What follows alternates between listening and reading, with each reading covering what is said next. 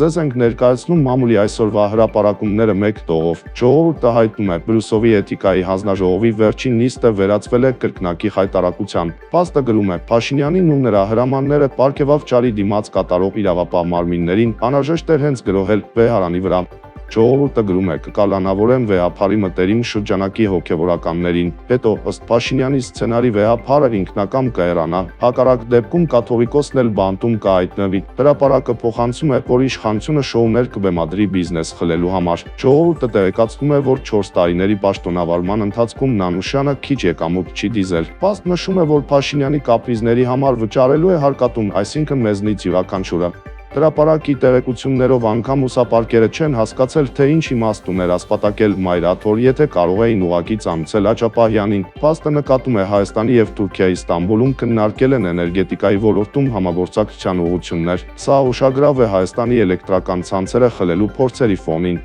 Հրապարակը գրում է, որ դատախազությունը հասել է ազգային անվտանգության ծառայության տնօրեն Կարլոս Պետրոսյանի գույքին։ Նա հեղափոխությունը ողջունողներից էր։